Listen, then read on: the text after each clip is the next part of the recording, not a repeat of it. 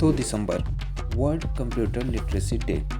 इस दिन को पूरे भारत में कंप्यूटर लिटरेसी को एनकरेज करने के लिए मनाया जाता है, क्योंकि एक कंप्यूटर में लिटरेट व्यक्ति नॉन कंप्यूटर लिटरेट व्यक्ति से ज़्यादा इफिशिएंटली वर्क कर सकता है, जो एक डिजिटल बाउंड्री भी क्रिएट करता है। तो इसी बाउंड्री को हटाने के लिए सरकार के द्वारा हर साल कंप्यूटर लिटरेसी को बढ़ाने का प्रयास किया जाता है। तो इसे कब से मनाया जाता है?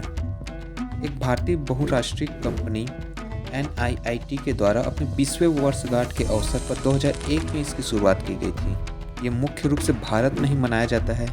यदि हम विश्व की बात करें तो 15 फरवरी को विश्व कंप्यूटर दिवस के रूप में मनाया जाता है, क्योंकि 15 फरवरी 1946 को पहले इलेक्ट्रॉनिक कंप्यूटर ENIAC को यूनिवर्सिटी ऑफ पेंसिल्वेनिया को सौंपा गया था। यदि हम इन सब बातों को देखें तो ये पता चलता है कि पूरा विश्व कंप्यूटर और अन्य डिजिटल डिवाइसेस को लेकर बहुत सीरियस है। और यदि हम इसकी हिस्ट्री को देखें तो पहला मैकेनिकल कंप्यूटर 1833 में चार्ल्स बेबेज लेकर आए थे। इसके बाद करीब 120 साल बाद पहला डिजिटल कंप्यूटर आया था। अब ये सारी बातें हम स्कूल कॉलेजों में पढ़ते आए हैं, लेकिन हम बहुत कम ऐसे रेफरेंस देखते हैं जिसमें इंडियन साइंटिस्ट या इंजीनियर्स को डिजिटल एरा में अपने योगदान के लिए याद किया जाता है। तो आज हम उन्हीं इंडियन साइंटिस्ट के बारे में बात करेंगे जिन्होंने इस डिजिटल एरा में अपना अमूल्य योगदान दिया। तो आज का स्टडी मिनट परोसते हैं।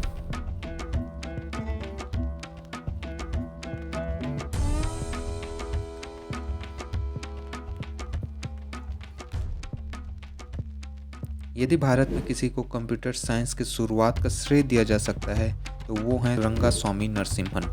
इन्होंने TIFRS Tata institute of fundamental research automatic calculator computer के निर्माण में मुख्य भूमिका निभाई थी, जिसे TIFR के द्वारा 1960 में कमीशन किया गया था। 15 जनवरी 1962 को तत्कालीन प्रधानमंत्री जवाहरलाल नेहरू के द्वारा इसे TIFRS नाम दिया गया था। इस कंप्यूटर के निर्माण के बाद भारत एशिया का पहला देश बन गया था जिसके पास ये मशीन था। तो हम कह सकते हैं कि यहाँ से भारत में कंप्यूटर साइंस की शुरुआत हुई। इस वजह से रंगास्वामी नरसिम्हन को हम father of Indian computer science बोल सकते हैं। भारत में कंप्यूटर डेवलपमेंट के क्षेत्र में दूसरा सबसे बड़ा योगदान दिया समेंद्र कुमार मित्रा ने। इन्होंने ISIJU के निर्माण में मुख्य भूमिका निभाई। ये भारत का पहला सॉलिड स्टेट कंप्यूटर था, जिस वजह से इसे भारत का पहला दूसरा पीढ़ी का कंप्यूटर कह सकते हैं। इसे इंडियन स्टैटिकल इंस्टीट्यूट और जादवपुर यूनिवर्सिटी के इंजीनियर्स ने मिलकर बनाया था। इसका निर्माण पूरी तरह से भारत में हुआ था, जिस वजह से भारतीय कंप्यूटर विज्ञान के लिए बहुत बड़ी उपलब्धि थी। भारतीय कंप्यूटर निर्माण के क्षेत्र में अगला बड़ा पड़ाव आया था 1987 में, जब भारत ने पहला सुपर कंप्यूटर का निर्माण किया था। इस निर्माण में विजय पांडुरंग भटकर का बहुत महत्वपूर्ण योगदान था।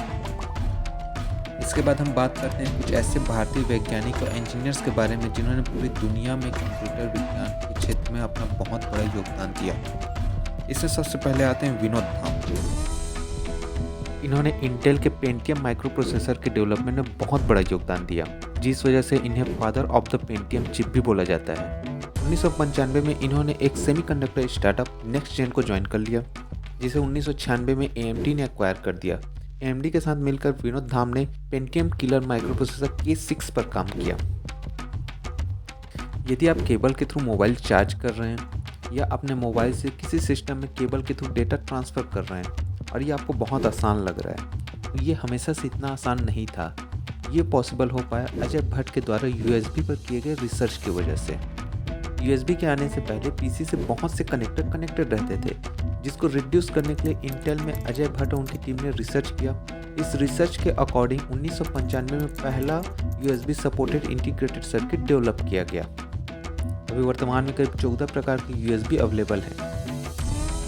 इसके बाद अगला बड़ा नाम आता है नरेंद्र सिंह कपानी। आज हम जो ब्रॉडबैंड सर्विसेज घरों में देख रहे हैं, ये सब इनके ही रिसर्च की वजह से हो पाया है, और वो है फाइबर ऑप्टिक्स। फाइबर ऑप्टिक्स से किए गए इनके रिसर्च की वजह से इन्हें फादर ऑफ फाइबर ऑप्टिक्स भी कहा जाता है। इन्होंने 1953 में पहली बार सक्सेसफुली इमेज ट्रांसमिशन किया था फाइबर ऑप्टिक्स के थ्रू। फाइबर ऑप्टिक टर्म का इस्तेमाल इन्होंने 1960 में साइंटिफिक अमेरिका के एक आर्टिकल में किया था। इसके बाद अगला बड़ा नाम आता है आरोग्य स्वामी पॉलराज का। इनके द्वारा मीमो पर किए गए इनके रिसर्च की वजह से इन्हें जाना जाता है। आज हम जो वाईफाई, 4G और 5G टेक्नोलॉजी यूज़ करने वाले हैं, ये मीमो टेक्नोलॉजी पर ही बेस्ड है। इनके द्वारा मीमो पर किए गए रिसर्च की वजह से वायरलेस टेक्नोलॉजी को एक बूस्टअप मिला। ये वे वैज्ञानिक है जिन्होंने आधुनिक सूचना क्रांति के दौर में अपना अमूल्य योगदान दिया है। यदि इसमें कोई नाम छूट गया है तो आप नीचे कमेंट करके ज़रूर बताइएगा, और यदि ये वीडियो आपको अच्छा लगे तो आप अपने दोस्तों के साथ इसे ज़रूर शेयर कीजिएगा। धन्यवाद।